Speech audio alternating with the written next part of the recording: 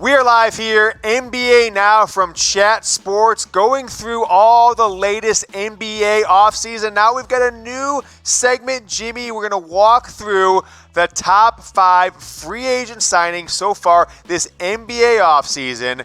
And later, after the top 5, we're going to go to the worst 5 free agents this NBA offseason. So start us off, Jimmy. Talk to us about our number 5. I'm not even going to try and pronounce his name.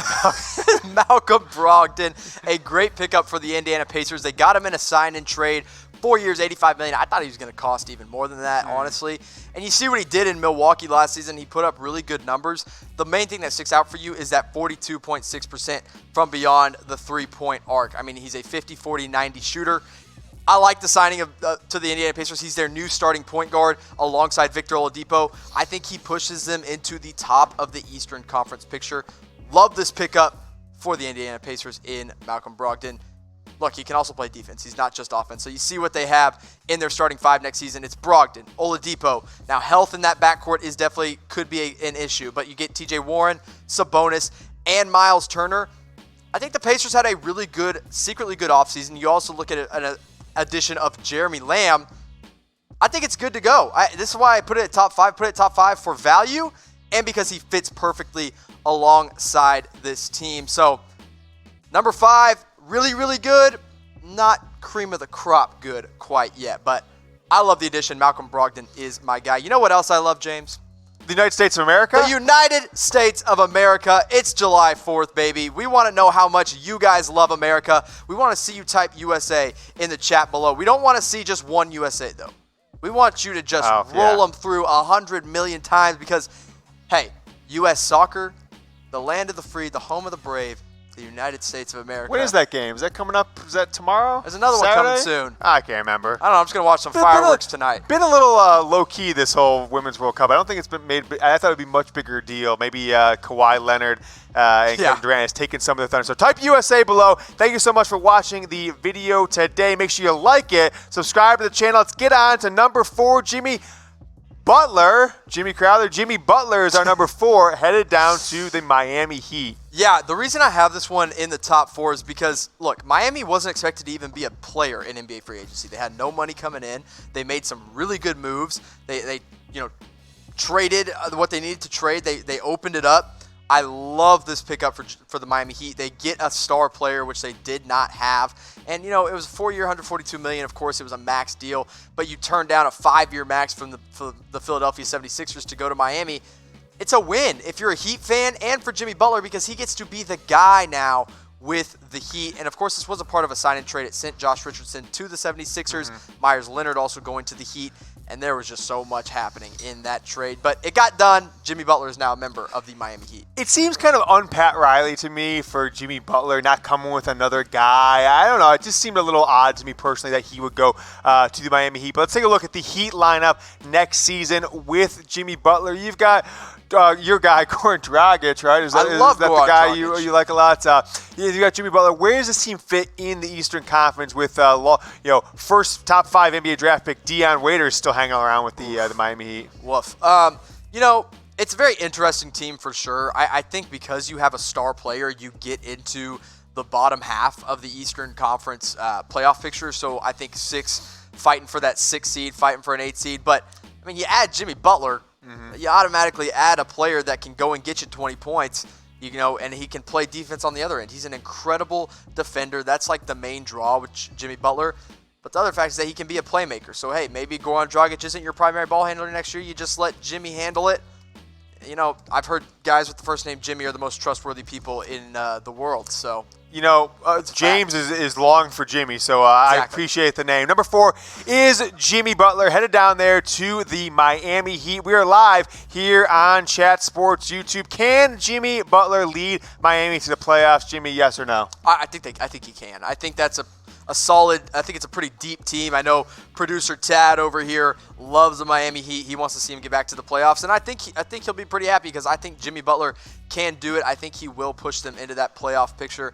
But another guy, He's been fighting for the playoffs his whole career, and now I think he's finally going to get there with the Boston Celtics. Kemba Walker at number 3. Hey, one of the great NCAA tournament performances we've ever seen. And I'll tell you what, I don't know, and I might sound like, what are you doing? You can't be reporting in the NBA if you say this. I don't know if I've ever seen Kemba Walker actually play in the NBA. Like the Charlotte Hornets are never on TV, right? They are never on TV. So him going to the Boston Celtics, I appreciate his game. I've seen highlights of him, but I've never sat down and watched a game where I've seen 500 LeBron games, 700 Steph Curry games, etc. So Kemba Walker has been drowning in just irrelevance down there in Charlotte. Now he's bringing these stats: 25.6 points per game, 6 assists, 4.5 rebounds, shooting 35% from the three-point line to the Boston Celtics. I love this friggin' move, Jimmy. I really like it. I think he is addition. He's not as high level of a talent, maybe. Right. He is not the name that Kyrie Irving is, but I think he's going to better fit in with this Boston Celtics team. No, I agree with you. He's not the talent.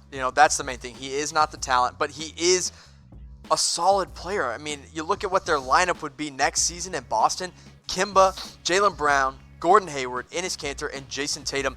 Now, look, I'll be the first to admit there is no defense that's going to be played on this team outside of Jaylen Brown.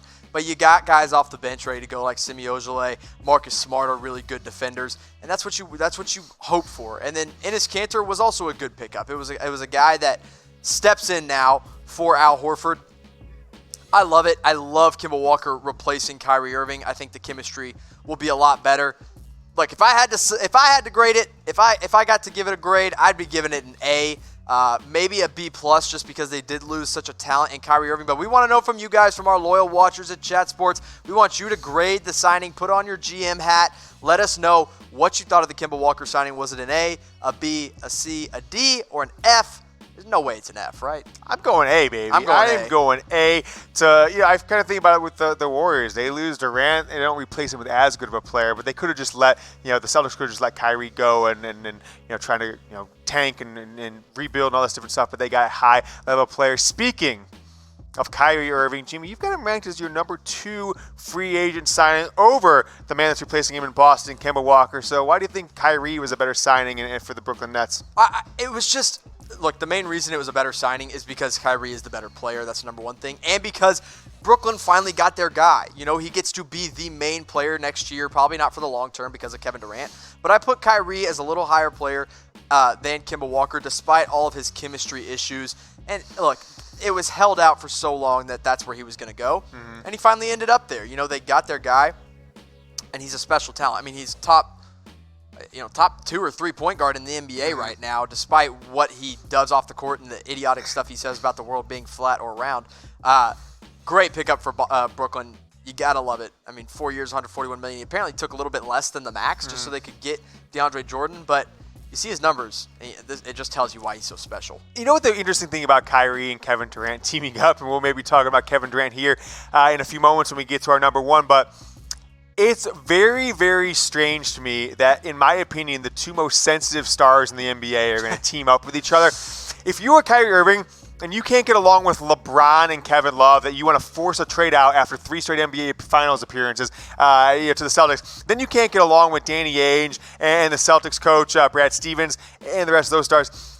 And, Gordon Hayward, he seems like a nice guy to me. I've never heard him saying a bad thing about things. And now you're going to go with burner account Kevin Durant, who always seems to be upset with everybody, and even talk about on the internet. I feel like this thing, they might make an NBA Finals in a couple of years, just out of, pure talent. But I don't ever see these guys winning the title personally. Really? How about you? I do. And we'll get to my number 1 in a minute, which I think y'all can guess who's coming up. But I think they will. And I actually have that question for our subscribers, our watchers here pretty soon here. But look, Kyrie to Brooklyn was a huge win. It was probably the 2nd biggest move of the offseason. By the time Kawhi signs, it'll probably be the 3rd biggest move of the offseason. Mm-hmm. And really, it was the first, domino that fell in free agency. It kind of got the ball rolling. Yep. It made a huge splash. So it's really important there. I think these guys were colluding together, him and Kyrie Irving. But you know who is not colluding? Us here at Chat Sports, because we are just bringing you awesome content, no collusion there. And the reason we're able to do it is because so many of you have subscribed. I try to transition collusion into a read, and I think I nailed it, right? 124,000 of you, 325 have subscribed. We are this close. If everyone watched, Jimmy, 1,900 people watching live. If there's a 30 you subscribe right now, and most of you have, I'm sure, 30, some of the rest you do, we will get to 125 today, 4th of July, celebrating the birthday of our channel at 125K, celebrating the birthday of America, USA. Let's get those going. So subscribe. Also, scroll down. Please like the video, because then more people see it in their YouTube feeds, more people see it surface to the top of their YouTube experience, recommended for them. More people start watching this show. But our number one best free agent signing should be no question, no surprise here to anybody, Jimmy. It's Kevin Durant. I mean, it was just so obvious who the number one signing was. It's, there's names that we'll get to that shouldn't even be considered for number one, but, he's going to sit out with the Achilles injury for what we would assume would be most of the year, as long as he doesn't rush it back. And then, look, they took less than the full max, Kyrie and Kevin Durant, and I think the reason I have them 1 and 2 is because they signed together. Had one signed somewhere else and one signed the other way, I might have put them differently on my top 5. But because they're together, it automatically makes them the top 2 signings. And when healthy, KD is a top 3 player in the NBA. And they're the biggest outside of Kawhi, who has, as of 4th of July morning, he has not signed anywhere yet. They're the biggest 2 names, of course, in this free agency class by far, right? So I think those 2 guys teaming up together is fairly rare. You rarely see the best 2 guys or 2 of the best 3 team up in one free agency summer. Yeah, and they did it. I mean, they did it, and it's been planned like that for a long time. I love the addition. You can't hate the addition. It's Kevin Durant, for crying out loud. No matter if he's 100%, if he's 60%, he's still, if he goes down to 60%, he's still, at least a top 15 player in the NBA. At least, you got to love it. I mean, it's a great move. So you think they're going to win a title, Jimmy? I do not think they win a title, just because the volatile personalities on that team now, that kind of sensitive personalities. I want to know for you guys, when will Brooklyn win their first title, Jimmy? What do you got for me? So I put win in there because I thought you'd agree with me. I thought you'd say they'd win a title too, but you didn't. But so if you disagree, if you say they'll never win a title, just type never in the chat below if you want to say when they'll win their first title. I would say 3 years. I think this first year they make the playoffs because Kyrie is the main guy. There's no KD. Next year they make it to probably the Eastern Conference Finals, but they're still kind of gelling with Kyrie plus KD. And then year 3, they're hitting their stride. And that's when they win their first title, and I think they potentially could win more if everyone's healthy from there on out. Yeah, when will Brooklyn win their first title? When Bronny James is 29 years old leading him and Kevin Durant's already retired. Something like that. They're not going to win a title with these 2 guys. But those are our 5 best free agency signings so far in this 2019 NBA offseason.